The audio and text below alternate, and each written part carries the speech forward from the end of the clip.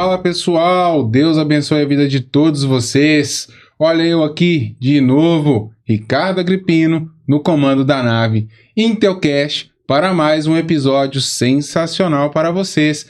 E hoje comigo aqui na mesa, uma mulher que tem um currículo gigantesco na sua área, para um assunto que nós, pais e as crianças merecem e precisam assistir.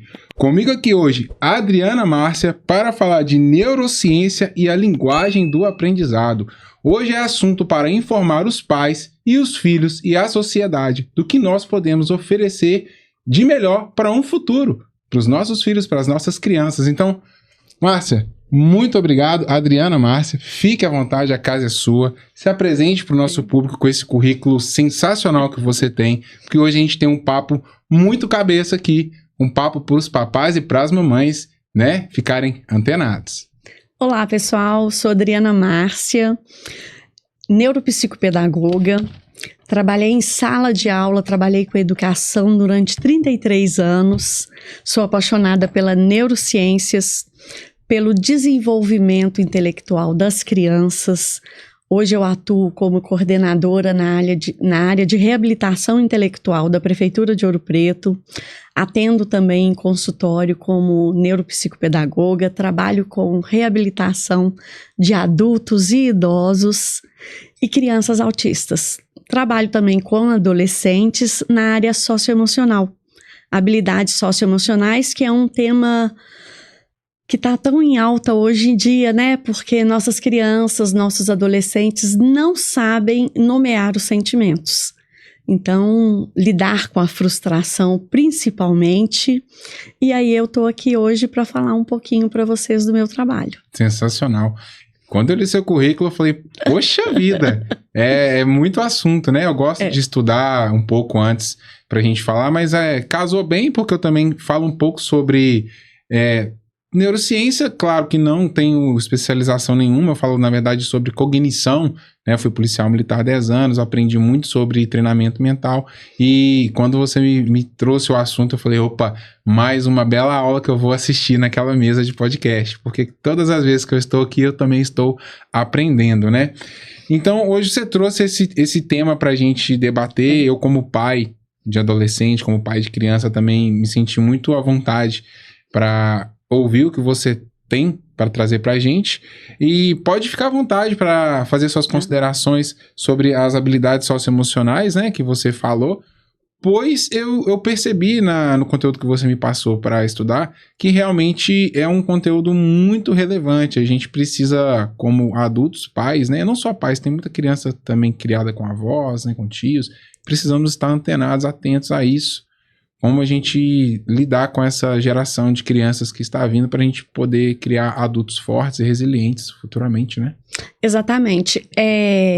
Como você disse da neurociência, só explicando um pouquinho como que a neurociências entrou na minha vida, porque eu sempre gostei muito de estudar, sempre pesquisei, sempre olhei para atender aos alunos. Porque eu acredito que nós, professoras, os alunos, principalmente as crianças, eles se espelham muito na gente. Então, assim, um despertar, uma coisa que você fala, sempre eles têm essa admiração. E ainda acontece muito com os pequenos, embora tenha mudado muito esse perfil entre estudante e professor. Uhum. E quando veio a pandemia, eu me senti muito incomodada em não poder ajudar tanto igual eu imaginava as crianças atípicas. E nós tínhamos que atender também algumas crianças atípicas no momento online. E aí eu comecei a estudar, fiz vários cursos. Na época eu estava no Colégio Nossa Senhora das Dores, que é um colégio que eu acredito muito na educação, na inclusão, a maneira como a escola trabalha, e a gente tem muita formação. Então eu falei, o que eu vou fazer para ajudar essas crianças? E aí eu fiz especialização em necessidades especiais, ajudou, mas não era muito o que eu já sabia. Aí eu fiz inclusão, também ajudou. E aí, pela demanda da escola, eu fiz especialização em autismo e ABA. Foi bem bacana. O que seria o ABA? O ABA seria análise do comportamento aplicado, que ele é voltado para o atendimento multidisciplinar com crianças com autismo. Porque não adianta, por exemplo, eu fazer um trabalho ali isolado. Então, eu vou estudar aquela criança, eu vou entender o que ela precisa para fazer um plano terapêutico para ela. Então, um plano terapêutico é voltado para ela, que é algo muito que tem hoje, que às vezes a gente escuta das pessoas assim, o que a gente pode trabalhar com uma criança autista? Não adianta que não tem um livro, não tem uma regra básica para todos, porque cada um é diferente do outro. Então, no autismo, por exemplo, é um plano terapêutico personalizado, individual de cada criança. Muito peculiar de cada um. Muito peculiar. Né? Cada um vai apresentar uma característica diferente do outro. E aí eu gostei muito, mas aí a minha orientadora nos arquivos, nos projetos que você tem que apresentar para conclusão de cada pós-graduação, falou: Adriana, por que você não faz neurociências? Aí eu falei assim, de jeito não tem nada a ver comigo. Aí ela falou, tem e faça. Aí eu resolvi fazer a neurociências. E aí a pergunta foi, por que eu não fiz isso antes? Porque a cada conteúdo que eu estudava, a cada parte que eu ia vendo como que funciona o cérebro e o que ele atinge no cognitivo, na aprendizagem da criança, eu falei assim, por que eu não fiz isso antes? Como que eu, com 28 anos de profissão, estou fazendo neurociências agora? E me aprofundei mais na neurociências, que até o meu projeto, né, o meu artigo para conclusão de curso foi a importância da neurociências para os profissionais de educação. Porque você passa a ter um outro olhar. Porque aí você começa a entender por que aquela criança não aprende. Um olhar mais clínico, né? Exatamente, determinada dificuldade. E aí depois eu fiz a neuropsicopedagogia, que aprofunda um pouquinho mais nessa área também para ajudar essas crianças. Aí eu fui convidada para atender numa clínica em Ouro Preto, e aí eu comecei a atender nessa clínica, e aí veio a minha trajetória de atendimento em consultório também. E hoje você está atuando em Ouro Preto nesse atendimento clínico? Exatamente, eu atendo. E no sistema educacional também? Exato. Aí eu atendo em Ouro Preto, atendo em Mariana, Belo Horizonte, e aí faço esse acompanhamento de reabilitação intelectual, coordeno a equipe dos profissionais na Prefeitura de Ouro Preto. E aí eu faço esse trabalho e fora as palestras, que eu também atuo como palestrante. Aí essas palestras que você tem trago recentemente, todas sobre esse tema? Sobre esse tema como neurociências, mas eu fico antenada também para o que está acontecendo. Igual a uma palestra que eu conversei com você e te passei, que é de habilidades socioemocionais, porque é para essa questão que eu percebo hoje dos adolescentes não conseguirem nomear o que eles estão sentindo, as crianças não sabem nomear os sentimentos e passando para os adolescentes na hora que a gente fala da questão da rede social. E uma pergunta que eu sempre faço para os pais, que é, eu devo proteger o meu filho na internet ou da internet? É uma palestra que eu tenho para os pais também. Porque essa vida de rede social hoje, ela afeta diretamente o adolescente, ele quer viver o que ele vê, e isso mexe muito com ele, porque ele não está sabendo lidar com a frustração. Esse é um problema que, na verdade, afeta até os adultos, né? Exatamente. A gente vê muito isso. Bom, eu tô com 35 anos de idade. Eu, claro, consumo rede social. Todos nós consumimos rede social. E a gente consegue perceber a quantidade de adultos que estão procurando ajuda por conta dessa comparação, né, que a gente faz muitas das vezes com o que a gente vê na rede social, e o impacto disso na mente de uma criança e de um adolescente, com toda certeza é muito maior, né? O dano que isso pode causar na mente de uma criança e de um adolescente é muito maior. Se já causa dano para um adulto, imagina para uma criança e um adolescente, né? Exatamente. Se a gente pesquisar hoje, a gente tem dados que comprovam o número de suicídios que aumentaram, o número de depressão, de ansiedade. Quando a gente entra numa escola hoje, você pergunta numa sala de aula, quem toma remédio para ansiedade? Quem toma remédio para dormir? E, às vezes, 2 ou 3 não levantam a mão. Então, assim, está impactando de certa forma que eles não estão sabendo lidar com isso. E a questão também que a gente percebe do relacionamento com os pais.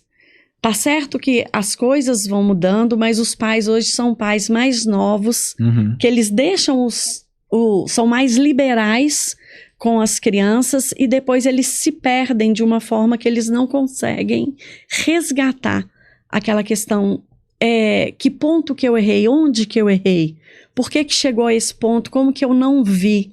Então, é interessante policiar, olhar, vigiar mesmo a criança na internet, o filho, o adolescente, sim, porque tem muitas maldades na internet que eles não percebem. Um acesso muito fácil à informação, né, Adriana? Porque eu sou de uma geração que vivenciou essa transição, né? Eu sou novo demais para ser velho e velho demais para ser novo, né?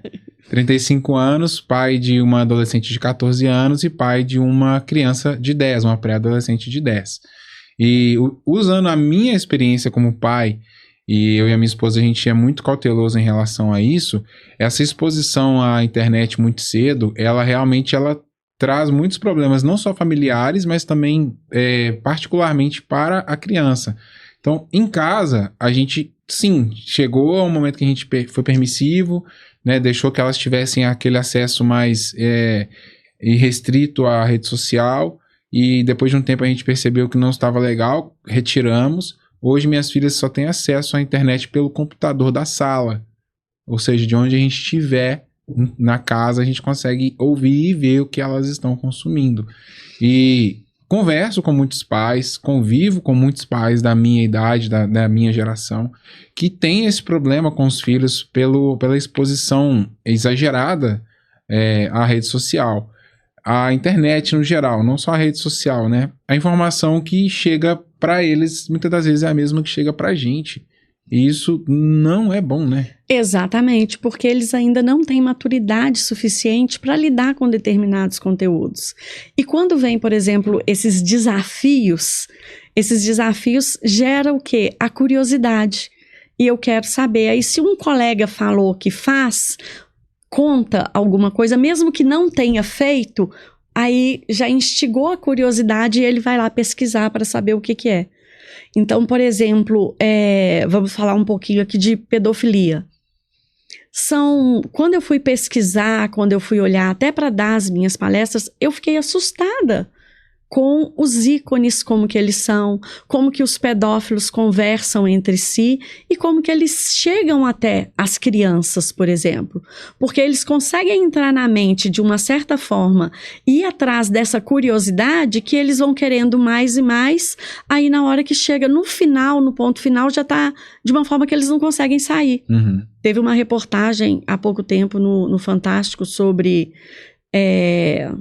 o estupro virtual. Na hora eu virei e falei assim, mas o que é isso, estupro virtual? Porque a gente pensa direto no estupro, por exemplo, contato físico. E aí eu fui pesquisar, aprofundar. Tem esse grupo de pedófilos, por exemplo, que eles vão colocando em joguinhos. Conversam com as crianças, eles entram através de alguns jogos, ou então através de um esporte que eles gostam. E aí eles vão usando aquela lábia, aquela questão toda. Na internet, muitos se passam até por outras crianças, né? Por Exatamente, eles se passam por outras crianças também. E o estupro virtual é como se fosse assim, para participar da reunião ao vivo, você tem que passar por uma etapa que ela é crucial. Só que na hora, a mente da criança já está assim, eu quero ser aceito naquele grupo, naquela seita. E o que é o estupro? A criança coloca a câmera voltada para os órgãos sexuais e vai introduzindo objetos que eles vão pedindo. E isso é uma coisa que acontece frequentemente e que às vezes os pais nem sabem. Porque ele já está com a mente voltada de uma forma que ele não consegue sair. Ele não consegue. E são pequenos, por exemplo, gatilhos que os pais podem observar em casa, o que está acontecendo. Então, quando fala que o filho quer uma privacidade, tá certo, tem que ter aquela privacidade, mas ele tem que entender que ele é uma criança e que ele deve até que ponto que uma criança realmente... Qual é a privacidade que ela realmente deve ter, né? Exatamente. Claro que a privacidade da preservação do próprio corpo, óbvio, claro, mas o ponto central, acho que desse problema é o acesso descontrolado da internet. Porque a privacidade em casa... Tem um quarto com uma porta, ok, óbvio, claro, né? Para poder trocar de roupa, para poder dormir mais garantido ali da sua integridade física. Exatamente. Mas essa questão de internet, de computador, por exemplo, isso é minha opinião, né? Você como especialista também vai me dizer se seria uma medida adequada. Mas não ter esse tipo de equipamento dentro dos quartos. Exatamente. E são coisas que eu sempre falo com os pais para observar. Aquele adolescente que antes se vestia com uma camisa de malha normal e tudo, aí passou a usar só moletom com capuz, calor e as blusas de manga comprida. Então, observar se ele não está nesses desafios, se ele está se mutilando. São sinais de comportamento, né? Sinais comportamentais, entendeu? É questão se engordou muito ou se emagreceu muito, porque também tem aquela comparação com o corpo que vem direto da escola também, entendeu? E aí eles procuram meios na internet de se livrar de um aconchego. Por quê? Porque com quem que você está conversando ali do outro lado da tela, ele não está te vendo e ele está te aceitando do jeito que você é. E essa aceitação, eles precisam dessa aceitação. Então, é comportamento de roupa, as notas, se deram uma mudança de nota, entendeu? Nota que eu falo escolar. Os resultados da escola. Os resultados na escola. São pequenos fatores que você vai observando, se quer ficar mais sozinha, se está se isolando, quarto fechado. É duro, às vezes, a gente falar, porque a nossa função é buscar ajudar e não julgar, mas tem uma certa negligência dos pais nesses casos, né?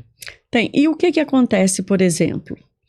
Você chega em casa cansado de um dia inteiro de trabalho e seu filho te dá sossego estando no celular. Você vai querer o sossego.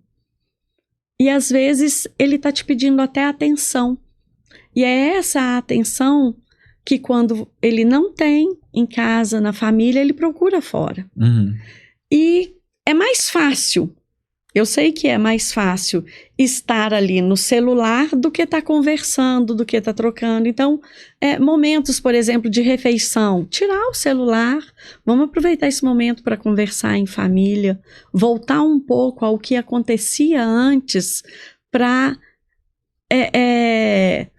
separar mesmo. Eu já tive famílias que eu atendi que chegaram ao ponto de conversar comigo e falar que o diálogo realmente não estava acontecendo, que de um quarto para o outro mandava mensagem no WhatsApp. Olha que nível. Você quer, vai comer alguma coisa agora? Você vai lanchar dentro da própria casa.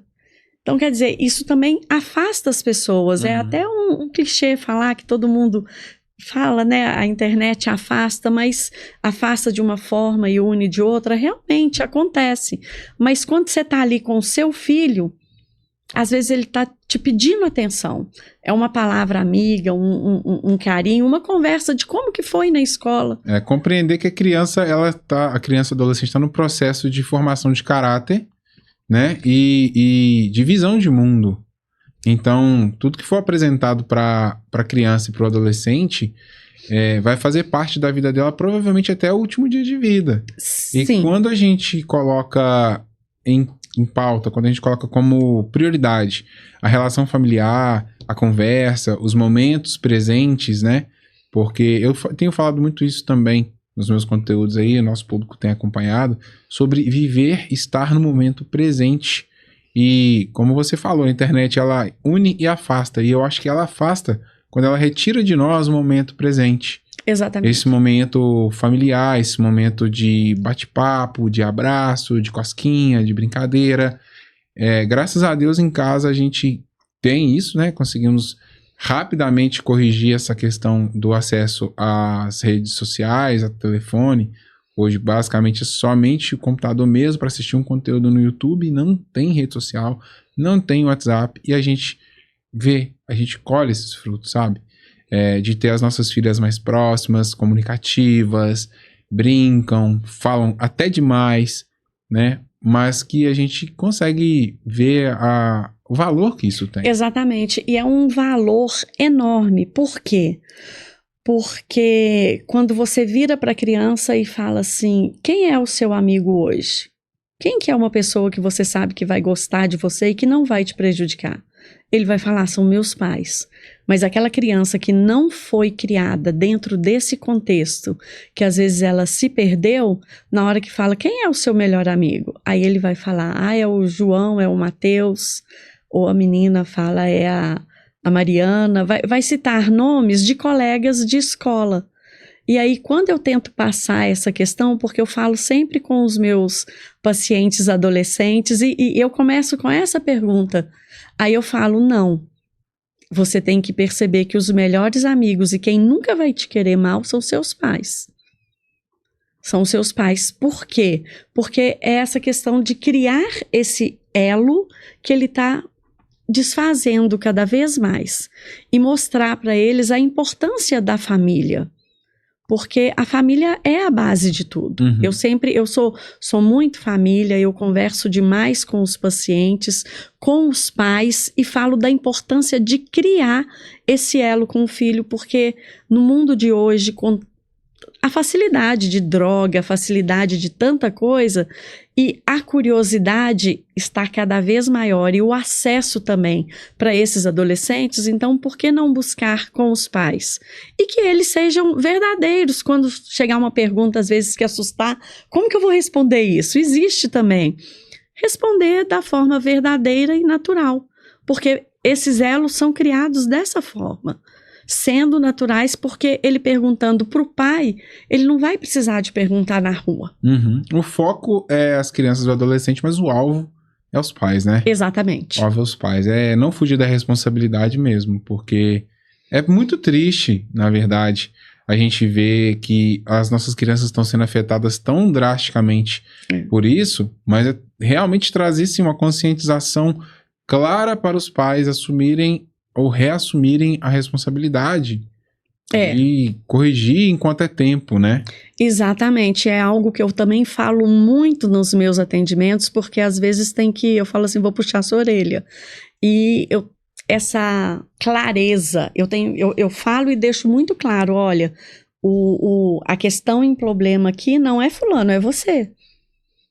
E eu já perdi alguns pacientes por falar isso. E com essa questão da criança mais agitada, a criança às vezes que dá muito trabalho na escola, que não fica no lugar, aí tá com TDAH porque é agitado, vão dar um remédio, vão fazer isso, vão fazer aquilo. Eu falo assim, mas vamos conversar primeiro? Por quê? É muito fácil eu nomear sem um diagnóstico e a criança ficar calma e não me dar problema. E às vezes, muitas das vezes ela quer chamar a atenção dos pais. É algo que eu tenho falado muito também, a importância do diagnóstico clínico. A importância de uma neuropsicóloga, por exemplo, para fazer a avaliação dessas crianças e ter realmente uma avaliação. Porque hoje eu percebo muitas crianças que estão sendo medicadas sem um diagnóstico. De TDAH, além de ter um reflexo também muito negativo, a questão de ficar medicando crianças, exatamente, né? Porque aí o efeito cognitivo, o efeito que vai vir futuramente, ele é muito grande. Mas me tranquiliza no momento. Eu tenho visto... Parece que rola um certo egoísmo. Exatamente. A negligência e o egoísmo, né? Infelizmente, papais e mamães estejam atentos, os filhos são a maior preciosidade da nossa vida, né? A gente pensar somente no nosso bem-estar não tá certo, não tá dentro dos conformes, não. E sem contar também que eles copiam o que eles veem. Sim. Então, eles são um reflexo da família. E se eles estão ali num ambiente de alegria, um ambiente que tem amor, que tem afetividade, eles vão gerar afetividade. A questão da internet, né, o foco central aqui, mas assim, a criança ativa fisicamente, ela, além de dormir melhor, se desenvolver melhor, aprender melhor as coisas, ela vai viver uma vida mais saudável e ela vai conseguir interpretar o mundo de uma forma mais real, porque o virtual distorce a percepção, né? A criança, muitas vezes, a rotina dela mais agitada fisicamente que ela tem é o tempo na escola, que é ali sentada assistindo uma aula e 30 minutos no máximo de um recreio. E aí tá em casa o tempo todo socado na frente do computador ou no telefone celular, ou seja, não se ativa fisicamente. O estímulo mental que tem é virtual, ou seja, é irreal, né? E futuramente, infelizmente, o resultado é trágico. É o impacto e o que eu falo que é muito importante, a questão da disciplina habilidades socioemocionais, que algumas escolas já adotam, porque é um momento onde a criança também extravasa. Ali ela fala porque muitas vezes o professor ele se coloca no lugar, ele fala que tem um medo e vai perguntar quais são os medos das crianças. Isso eu estou falando quando a gente trabalha, por exemplo, com criança de Fundamental 1, de 7 a 10 anos. Então, conversando com essas crianças, de acordo com o que a gente vai passando, como a gente vai trabalhando, muitas delas dão uns relatos e elas falam o que elas estão passando, o que elas estão sentindo, e aí é a forma de você trabalhar os sentimentos, dar a oportunidade para que ela saiba nomear o que ela está sentindo, porque eu mesmo falo, às vezes quando acontece alguma coisa na vida dela, ela fica muito entusiasmada, ela não deixa a gente falar, ela não deixa dar aula porque ela quer contar, ela quer falar o que está acontecendo. E assim a gente percebe também como aconteceu alguma coisa que ela ficou mais acanhada, que ela ficou chateada, que ela está mais quieta. Então são momentos que o professor também tem um olhar diferenciado e ele sabe que aconteceu alguma coisa. E são situações como essas que a gente pode levar para a sala de aula, na aula de habilidades socioemocionais, porque aí vai ter um exemplo, às vezes tem um mascote da turma, e aí esse mascote é um bichinho e a gente conta a história dele, entendeu? Gera uma interação com os demais. Gera uma interação com os demais, e as crianças, elas ainda vivem nesse mundo imaginário, eles conseguem ver um amigo imaginário, tem... criar situações, porque eles podem contar que é o amigo que está passando por várias situações e nunca é ele. E a gente tem que ter esse olhar diferenciado para saber... que está ali ouvindo, conseguir interpretar exatamente. o que quer passar, né? E aí, eu tive uma criança, por exemplo, que ela relatou, ela não estava bem, ela estava triste na escola, chorando muito. Aí ela falou que ela estava chorando na escola porque a avó tinha falecido e ela não queria chorar perto da mãe para a mãe não sofrer. Aí você pensa, uma criança de 8 anos, o que ela não estava passando com aquilo de não querer passar para a mãe? Então, como que a gente pode lidar com isso? Como que a gente pode trabalhar? Explicar para ela que são momentos que a gente passa por isso, chamamos a mãe para conversar, sem que a criança soubesse, entendeu? Fizemos uma intervenção, porque imagina isso futuramente, o que não pode impactar nessa criança. Como lidar com uma criança, como na verdade orientar uma criança a lidar com as frustrações, com esse tipo de frustração? Através do exemplo, a gente vai dando exemplos, vai criando situações, explicando, por exemplo, nesse fato, por exemplo, que ela perdeu a avó. Aí a gente explica, lidar com a morte para a criança é muito difícil e às vezes até para alguns adultos. Para mim, ainda é muito difícil. Sabe? Então a gente vai explicando, vai dando exemplo, a gente fala da lei natural da vida, como que é, né, que a gente nasce, cresce, desenvolve, quando vai ficando velhinho, que a gente morre, vai tentando passar de uma forma natural, contando histórias. Agora, se é uma frustração, por exemplo, que o que tem muito hoje, vou colocar nesse ponto, que ela quer alguma coisa que ela não tem, que ela quer a mochila do colega. Isso existe muito. Então, se ela, dependendo da criança, se ela não pode ter o que o outro tem, ela destrói. Ou então, ela briga com a mãe, briga com o pai, aí fala que os pais não gostam dela. Tem muito isso. Aí tem a questão que a gente trabalha, habilidades socioemocionais, voltada também para a educação financeira. Aí a gente mostra o que é supérfluo, o que é essencial, o que a gente precisa. Entra na parte por que os pais trabalham, o que os pais oferecem.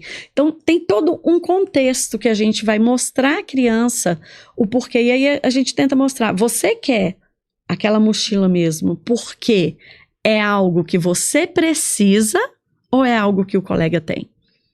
E aí tem todo um contexto. E quando é trabalhado de uma forma natural, as crianças crescem já sabendo, já com aquilo embutido, que é natural. É igual lidar, por exemplo, com essa diversidade de sala de aula, crianças atípicas e crianças que são incluídas, né, com os alunos regulares. Quando ele é trabalhado desde o infantil de forma natural, não acontece de uma forma que vai ter a exclusão dentro de sala de aula. Isso vai muito de como a escola trabalha, entendeu? E como é passado para os pais também. Tornar o mais natural possível. Exatamente, como tornar mais natural. Porque eu já vi também famílias de falarem que determinada criança está atrapalhando e não querem ele no contexto dos filhos. Então, vem de onde? Os filhos estão ali no meio social, vivendo, e eles aceitam. Mas as próprias famílias que não aceitam e criam essa questão.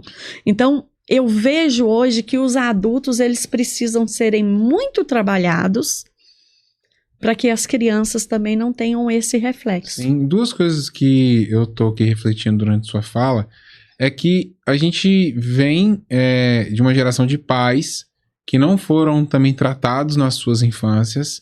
A gente tem uma geração de pais que infelizmente passaram por situações de violações que não tiveram, no caso, a internet na época, mas, né, infelizmente tiveram outras mazelas que levaram a isso.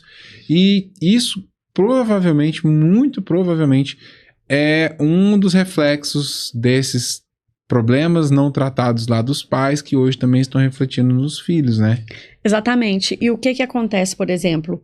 Os meus pais, por exemplo, eles vieram de uma geração muito reprimida, que não podiam muita coisa.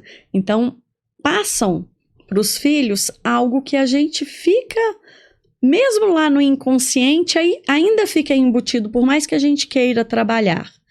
E aí, quando os filhos, por exemplo, que não tiveram aquela questão sólida, aquela questão familiar, são os que a gente percebe hoje esses problemas maiores com as crianças. Então, eles viveram num mundo que eles estavam muito... Eu falo porque a minha geração, por exemplo, ainda está acima da sua. Eu sou mais velha que você, mas a sua geração, por exemplo, os seus pais, eles já eram um pouco mais liberais, mas ainda tinha aquela questão que não era muito falada, sabe? O bullying não era falado e ele sempre existiu. Eu fui vítima de bullying durante muito tempo. Então, e aí? Mas a gente aprendia a lidar com isso de uma forma à altura, vamos dizer assim, né? Nesse processo de formação de caráter para gerações anteriores, o bullying era combatido como? Com agressividade. Exatamente. Né? Revida, vai pra cima. Tá te batendo, bate isso. Também. Hoje isso não cabe mais.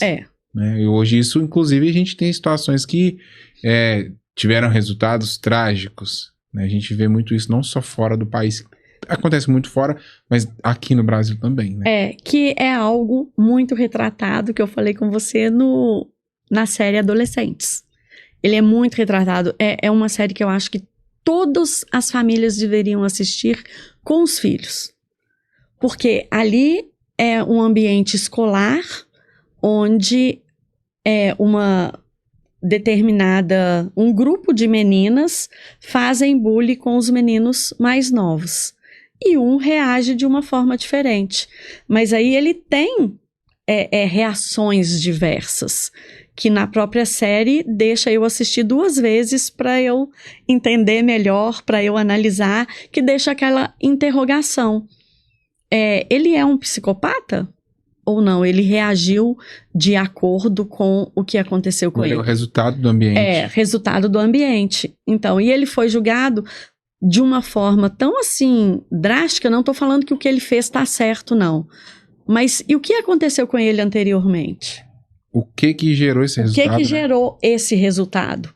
E é essa preocupação maior que eu falo hoje com as famílias e com os pais, quando eu, voltando nas palestras para os pais, quando eu falo, devo proteger o meu filho da internet ou na internet? Porque às vezes é tanta coisa que acontece ali, tanto um íconezinho de bullying. Igual eu falei, hoje existem na internet 860 ícones de bullying. Depois da série, foram criados mais 270. E aí a gente pensa, eu sei desses ícones, o que está acontecendo, o que ele vai indicar, e se eu tenho uma pesquisa, ou então se eu procuro saber até o relacionamento, o contexto social que o meu filho está vivendo, e eu vejo um íconezinho lá que não tem nada a ver fora do contexto do que está sendo falado, eu posso perguntar para ele, olha, o que significa isso aqui? É um pequeno acompanhamento que faz toda a diferença. A importância dos pais estarem antenados, né? Antenados, estarem presentes na vida dos filhos. E é diferente, eles pedem essa presença o tempo todo. E como que eles pedem? Às vezes é através de uma nota perdida. Tem crianças, por exemplo, que deixam de estudar para os pais começarem a falar na cabeça deles porque está precisando mais de estudo para ter uma atenção do pai. Eu já escutei de pacientes meus falando assim, não, mas quando eu não estudo, o meu pai, mesmo brigando, ele chega perto de mim. Uhum. Existe alguma ferramenta dentro da neurociência, dentro da sua área, que consiga ser aplicável para criar uma resiliência maior, digamos assim, para as crianças e adolescentes? Porque o bullying sempre existiu e eu acredito que ele não vai deixar de existir. A questão é uma forma que eu também abordo em algumas aulas, do quanto a gente se sente afetado por ele. Porque o problema do bullying não é quem faz, o problema do bullying é quem sofre. Exatamente. E quando a criança, nesse ponto, né? Porque isso vai servir para o adulto também. O que eu tô falando aqui, eu tô me colocando no lugar e eu sinto, a gente sente a mesma coisa. A verdade é que a ofensa, ela diz muito mais sobre quem ofende do que o ofendido. Então, quando a gente se sente ofendido, é porque ele atingiu, talvez, ali alguma lacuna de onde a gente está frágil. Onde há uma fragilidade. O bullying só vai acontecer se quem está sofrendo bullying se sentir fragilizado naquele ponto, naquele assunto, naquela área que o ofensor está tentando atingir. Né? Exatamente. Quem pratica, ele sabe qual que é o ponto fraco da pessoa. E ele vai ofender justamente naquele ponto. E às vezes ele esquece, mas quem foi ofendido não esquece. E aquilo fica embutido, gera uma marca, pode gerar um trauma e algo que deixa aquela criança de caminhar. Então, se eu falasse ferramenta hoje, não existe, mas é a questão que a gente tanto fala da saúde mental. A saúde mental das pessoas hoje, ela é praticamente tudo na vida delas, porque se você tem uma saúde mental que ela tá equilibrada, que ela tá bacana, se você tem um contexto familiar que vai te apoiar, uma família que vai estar do seu lado, é igual tem muitos pais que falam assim, meu filho não mente, porque eu falo com ele, independente de tudo que acontecer, você me conta a verdade, porque na hora que eu for para te defender, eu sei o que realmente aconteceu. E tem crianças que às vezes contam sabendo que estão erradas e o pai vai lá, faz ele voltar atrás, porque é a criação. Então, a ferramenta que eu falo é o contexto familiar. E sempre preocupar com essa saúde mental. Porque se muda, se você vê que se ela está muito ansiosa, se ela está desconfortável com alguma coisa, passou às vezes a ficar um pouco mais grosseira, sem paciência para responder, para falar as coisas, observa que tem alguma coisa diferente. Então, é preocupar mesmo com essa saúde mental, e o ambiente familiar é a melhor ferramenta que tem. Esse ambiente familiar saudável. Lógico que problemas todo mundo tem. Todo mundo tem. Vai ter uma coisa aqui, vai ter outra ali. Mas se você tem uma conversa aberta com seus filhos, se você deixa eles à vontade para perguntar tudo a vocês, desde novos. Eu falo desde novo porque criança hoje de 3, 4 anos entende também. Sim. E tem muita curiosidade. Então, na hora que chega lá na parte de adolescência, eles vão ter uma base sólida e vão confiar mais nos pais para tomar determinadas atitudes. E você percebe isso também quando essa base sólida, ela é maior, até quando as crianças cada dia estão chegando mais cedo para tomar certas responsabilidades, né? Porque hoje a gente vê crianças, eu falo ainda crianças, são adolescentes, mas 16, 17 anos já prestando Enem para escolher uma carreira, que é algo muito... E já é o outro lado da moeda, né? Os positivos lado, exatamente. Dos resultados do trabalho que você faz, escolher? Gerando resultados. Então, como que eu vou escolher essa carreira? Como que eu vou escolher que eu vou saber que é a minha vida daqui para frente? Como que eu vou traçar? E aí, o que acontece hoje? Você vê também que é um índice enorme que tem de estudantes que não finalizam os cursos. Eu venho de uma geração, por exemplo, que se eu comecei um curso, eu vou até o final. Eu posso, às vezes eu não gostei muito, não tive muita afinidade, mas eu não sei parar pela metade. E hoje não. Você vê, às vezes, jovens aí com 24, 25 anos que já passaram por 3 cursos diferentes. Não gostei desse. Não sabem o que querem. É a questão do trabalho vocacionado, né? Exatamente. Um dos temas que a gente trata aqui no podcast é sobre o propósito de vida.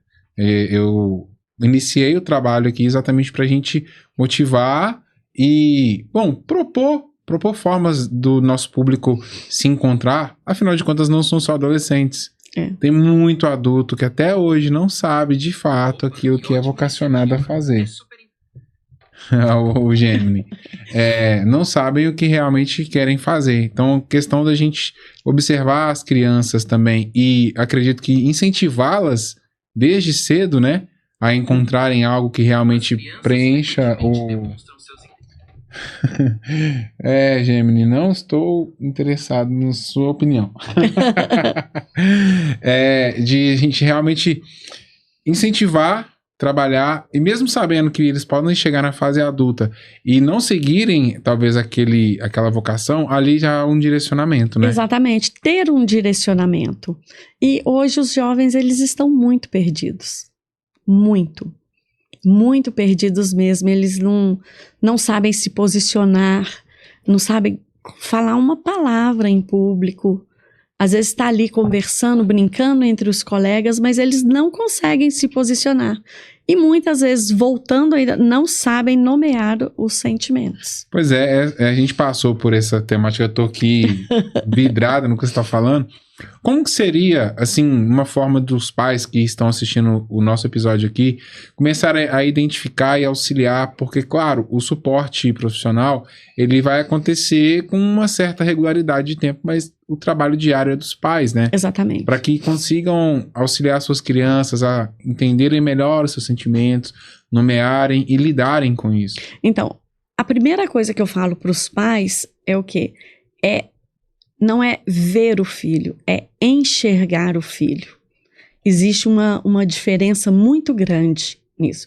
E quando você enxerga, você conhece o seu filho e sabe o sentimento dele, o que ele está pensando, você vai conseguir abordar um trabalho bacana, vai conseguir abordar habilidades no seu filho que vocês vão crescer juntos, desenvolver juntos. Então é essa questão de ver, sabe? Enxergar quem realmente ele é. E não deixar passar, é criar elos. E são coisas muito simples de se fazerem hoje. Dá para criar esses elos, deixar que o filho sinta a confiança no pai. E quando o pai tem essa observação diferenciada, que ele conhece o filho, ele vai saber onde intervir. Esse fortalecimento do vínculo familiar, né? E estarem sempre buscando esse auxílio, né? Esse trabalho hoje você está desenvolvendo ele em Ouro Preto, certo? Ouro Preto, Mariana e Belo Horizonte. É um trabalho que você tem feito de forma individual, ou seja, assim, iniciativa sua ou iniciativa pública? É uma iniciativa minha. Quando eu comecei a atender, que eu comecei a trabalhar com atendimentos às famílias, aí eu percebi, por exemplo, a necessidade do apoio que a família precisa. Porque trabalhando com crianças autistas, a sobrecarga dos pais, da mãe, a mãe que acompanha ali diariamente, ela é impressionante. Imensa. E a criança tem quem? A mãe. O autismo suporte 3, por exemplo, que às vezes ele não consegue ele precisa de auxílio 24 horas por dia, porque ele não consegue, ele não tem autonomia para fazer as coisas, quando é não verbal, então ele precisa diretamente da mãe, e a carga da mãe é impressionante. Então, foi o primeiro ponto que eu observei. E aí, observando algumas reportagens, igual a de habilidades socioemocionais, foi através da série de adolescentes e de uma reportagem no Fantástico e depois no MGTV, que eu virei e falei assim, tem algo aí que não tá correto, que tem alguém precisando de ajuda. Aí eu fui estudar e essa questão dos adolescentes, dos jovens, não saberem nomear sentimentos. Aí já me chamou a atenção e falei, vou fazer uma palestra nessa área. E essas palestras, elas são voltadas com o público-alvo, os pais, né? Pais, crianças e adolescentes. Então, por exemplo, quando eu vou nas escolas, aí eu divido, porque quando eu vou falar de sentimentos, de 6 a 10 anos, é aquela questão de não saber nomear sentimentos. Por exemplo, o que é uma frustração, uma angústia, tristeza, por que dói aqui dentro às vezes e não sabe falar o que é, por que ficou triste, os ciúmes que tem pelo coleguinha. Então são essas pequenos mesmo sentimentos que para eles são tão grandes, né? Que eu ajudo essa questão com exemplos, com mascotes. Eu utilizo muito meus cachorros, às vezes, que eu gosto de dar exemplos e eles gostam. Aí eu levo vídeos, levo imagens e quando tem oportunidade eu levo eles também. E quando é para adolescente, aí eu volto mais para essa parte da internet, que aí volta mais para essa parte da internet, de saber lidar com as informações que chegam, o que realmente é real. O colega tá ali postando uma vida maravilhosa, mas será que isso é verdade? Eu quero ter a vida dele, mas será que aquela vida dele, ela vive, é só digital ali, que ela é imaginária, que é o que ele queria ser? Quais são as possibilidades? O que eu posso? E se é algo assim deslumbrante que eu quero, o que eu tenho que fazer para ter aquilo? Porque eu posso ter. Então, se eu quero ter um carro, se eu quero uma viagem, que é a viagem dos sonhos, eu posso ter. Mas o que eu tenho que fazer? Então, vamos fazer um planejamento? Vamos ver desse planejamento quais são as opções que você tem hoje. Aí entra aquela questão da orientação, da orientação, clareza, né, dos pais, da clareza. Conversar com os filhos. E de saber lidar com a frustração. Porque nem sempre o que eles estão buscando, eles vão conseguir de imediato. Quando é uma família que tem um poder aquisitivo melhor, eles têm mais facilidade para conseguir. Mas quando não tem? Que às vezes até também traz alguns problemas, né? Exatamente. Porque acredito que a criança também conseguir compreender o esforço dos pais ajuda também a fortalecer o vínculo. Mas quando tem um vínculo criado, que já é aquela questão que nós falamos aqui, que ele é solidificado e que a família conversa, a família mostra as coisas, por mais que tenha um poder aquisitivo alto, mas é uma criança envolvida com as coisas da família, lógico que para cada idade vai aumentando as responsabilidades, o conhecimento, o envolvimento. Quando tem aquela solidez, aquela transparência, aquele convívio, para ela também é uma forma que ela tem que lutar para conseguir, né?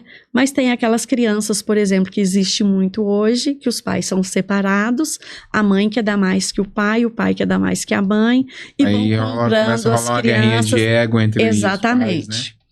Então, Esse também é um tema interessantíssimo a abordar, porque é um outro viés do problema, né? Exato. É a questão da relação dos pais também separados com relação aos filhos, tanto as crianças especiais quanto as crianças regulares, né? Os alunos Exatamente. regulares das escolas. Porque há aí também um meteoro de problema, né? O meteoro de problema, igual você está falando aí, eu falo muito. Eu fiz uma formação de monitores para a Prefeitura de Ouro Preto e a gente vive numa sociedade que cobra um padrão. Ela cobra um padrão. Mas o que é um padrão? O que é ser correto? Quem hoje é totalmente falar assim, sou normal? Normal dentro de qual padronização? Não é? Sim. Porque a sociedade traz um padrão pra gente, mas essa normalidade é dentro de qual padrão? Então eu falo que a gente tem que ter muito cuidado, porque hoje está ficando muito perdida a questão de eu estou lidando com o ser humano. E é um ser humano que tem um sentimento, que ele sente, e esse sentimento, de acordo com o que ele vai passar, vai ter um retorno. Esse retorno pode ser positivo e pode ser negativo. O mundo tem deixado bem mais latente pra gente essa observação das individualidades. Há um abismo entre o comum e o normal. Exatamente. E as pessoas confundem o comum com o normal. Exato. Porque para uma família com uma cultura, digamos assim, lá na África, eles têm um comum. Um comum lá em relação familiar, em educação, em cultura. E aqui a gente tem outro comum. E o normal? O normal, na verdade, é um termo bem amplo e que quase inexistente, né? Inexistente e cobrado. Inexistente. A questão é essa, ele é inexistente e é muito cobrado. Você não está sendo normal, mas eu não estou sendo normal dentro de qual ponto? Então é algo que a gente tem que questionar, a gente tem que perguntar. E essa questão do querer ter e não querer ser. Hoje tem muito isso, eu quero ter a vida do outro, eu não quero a minha vida. O ter tomou o lugar do ser. Exato. Perfeito. A busca incessante, Adriana, do mundo, essa loucura. É que eu tava estudando, né, pra poder fazer meus conteúdos. E olha só, coube pra hoje. Como quebrar o ciclo de loucura coletiva. Eu tava estudando sobre isso. O ciclo de loucura coletiva tá ligado à busca pelo ter e esquecendo do ser. Exatamente. O ser é muito mais importante do que o ter. E esse mundão empurra a gente, né? Empurra a gente mesmo com toda a força pela busca do ter. E a gente precisa lembrar do ser. Não é? Nós estamos chegando aos minutos finais do nosso episódio. Muito bom, né? O papo flui, gosta demais disso daqui. Pode passar para o público que você tem hoje, assim, que as pessoas precisarem do seu trabalho para te alcançar através da sua rede social, dos seus números, das clínicas. Pode ficar à vontade para poder passar para o pessoal como te encontrar. Tá joia. Podem me encontrar no Adriana Márcia _oficial no Instagram. Em breve também eu vou estar lançando um livro, agora provavelmente em julho, que é a Neurociências e as Linguagens da Aprendizagem. Já estou finalizando o segundo, que é sobre inclusão escolar na prática. Também está muito bacana. E em novembro vai acontecer o primeiro simpósio de neurociências e neuropsicopedagogia Adriana Márcia. Aí vai estar divulgado lá no meu Instagram, nas redes sociais, e me acompanhem lá. Esse simpósio já tem local para acontecer? Eu estou fechando essa semana. Essa semana. Provavelmente vai ser aqui em Belo Horizonte mesmo, no auditório de uma escola aqui, mas vou fechar essa semana, estou aguardando. Me mantém informado também, eu faço questão de estar indo e vou tentar um contato com o pessoal do nosso projeto Soldado Ferido, A gente tem um projeto em andamento já aqui em Belo Horizonte. Ele é voltado para agentes de segurança pública em situação de vulnerabilidade. E a gente também tem lá psicólogos, psiquiatras. A gente tem o Fred, que também é policial militar, que também é um estudante de neurociência. E a gente está sempre tentando agregar bons trabalhos assim junto ao projeto. Então, eu acredito que o Silvano vai também se interessar por estar indo, porque nós temos, claro, pais e filhos, né? Exatamente. Dentro da instituição, dentro da Polícia Militar, que precisam, buscam, e com toda certeza, vamos ter público também para estar indo lá prestigiar o seu trabalho, acompanhar e te procurar. Nosso podcast tem uma pergunta, uma perguntinha-chave, uma perguntinha central, que é onde é para você realmente abrir o seu coração, que é: qual é a sua visão de um mundo melhor através do que você faz? Porque o propósito está ligado àquilo que a gente tem de melhor para entregar para o mundo. O meu propósito hoje é servir as pessoas. Servir. Lógico que a gente tem que cobrar um preço pelo nosso trabalho, porque nós temos contas a pagar. Mas servir as pessoas, ajudar. Na hora que eu estou ali no atendimento, que eu tenho um resultado positivo e que eu vejo o olhinho da mãe brilhando, porque a criança deu um retorno positivo, não tem preço. E para a mãe, para a família, para as crianças atípicas também, eu percebo que nós precisamos de ter esse acolhimento, principalmente num gatilho que a criança tenha fora, num ambiente onde esteja muita gente, é tratar com normalidade, tratar como se tivesse acontecendo algo que não fosse tão diferente e não ter um olhar diferenciado. Então, o meu propósito hoje é servir as pessoas que precisam passar o meu conhecimento e ajudar. Muito bom. Parabéns. A todos que chegaram até aqui nesse episódio, mais uma vez, muito obrigado. Sigam, acompanhem as nossas redes sociais, acompanhem o trabalho da Adriana, que está entregando, como falei para vocês no início do episódio, né? Um conteúdo de extrema relevância e importância. Não esqueçam de deixar aquele like, se inscreverem no nosso canal, pois ajuda para que o nosso conteúdo chegue para mais pessoas, para que esse tipo de conteúdo alcance mais vidas e mais famílias e, consequentemente, transforme, né, a vida das pessoas, porque esse é o nosso objetivo. Beleza, galera? Então, mais uma vez, eu agradeço a todos vocês de todo o meu coração. Até o próximo episódio e fui!